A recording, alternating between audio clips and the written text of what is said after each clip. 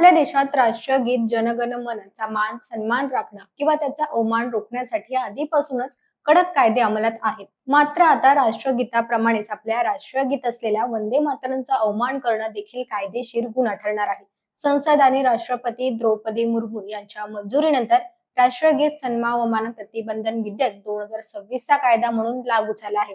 आजच्या या व्हिडिओमध्ये आपण जाणून घेणार आहोत की हा नवीन कायदा नेमका आहे काय, वंदे मातरमचा अवमान केल्यास कोणती शिक्षा आणि कशी शिक्षा होऊ शकते, शाळा, कॉलेज आणि सार्वजनिक ठिकाणी यासाठी कोणते नवीन नियम लागू करण्यात आले आहेत.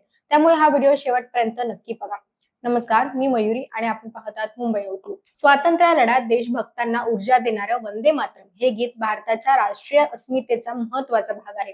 राष्ट्रीय सन्मान प्रतिबंधन कायदा 1971 मध्ये महत्वपूर्ण सुधारण करून 2026 चा नवीन सुधारित कायदा अस्तित्वात आला आहे. या कायद्यानुसार जर कोणत्याही व्यक्तीने राष्ट्रीय गीत वंदे मातरम याला गायले जात असताना जाणीवपूर्वक अडथळा आणला, त्याचा अनादर केला, त्याची विटंबना केली व त्याला अपमानित करण्याचा प्रयत्न केला तर तो कायदेशीर गुन्हा मानला जाईल. या गुन्ह्यासाठी 3 वर्षांचा कारावास, दंड किंवा 2 शिक्षांची तरतूद करण्यात आली आहे. जर एखाद्या व्यक्तीकडून हा गुन्हा वारंवार घडला तर शिक्षेचा कालावधी आणि दंडाची रक्कम आणखी वाढू शकते. हा कायदा राष्ट्रीय चिन्ह आणि प्रतीकांचा सन्मान जपण्याच्या दृष्टीने अत्यंत महत्वाचा निर्णय मानला जात आहे. शिक्षणाचा पाया असलेल्या शाळा आणि महाविद्यालयांमध्ये विद्यार्थ्यांमध्ये राष्ट्रभक्तीची भावना रुजवण्यासाठी विशेष नियमावली तयार करण्यात आली.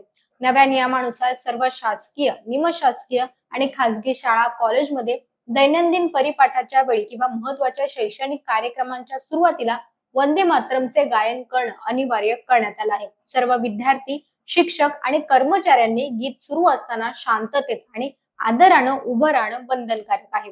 कोणत्याही विद्यार्थ्याला किंवा कर्मचाऱ्याला विनाकारण किंवा अनादर व्यक्त करण्याच्या हेतूनं यापासून दूर राहता येणार नाही. शैक्षणिक संस्थांमध्ये वंदे मातरमच्या गायनाबाबत शिस्त पाळली जावी यासाठी मुख्याध्यापक आणि प्राचार्य यांना विशेष जबाबदारी देखील सोपवण्यात आली आहे. सार्वजनिक ठिकाणे जसे की सरकारी कार्यक्रम, क्रीडा स्पर्धा, सांस्कृतिक सोहळे, चित्रपटगृह आणि राष्ट्रीय सणांच्या वेळी वंदे मातरम वाजवण्याबाबत स्पष्ट मार्गदर्शन तत्व जारी करण्यात आलं आहे. जेव्हा सार्वजनिक ठिकाणी अधिकृतपणे वंदे मातरम गायले किंवा वाजवले जाईल तेव्हा उपस्थित सर्वांनी आपापल्या जागी आदरानं उभं राहणं आवश्यक आहे.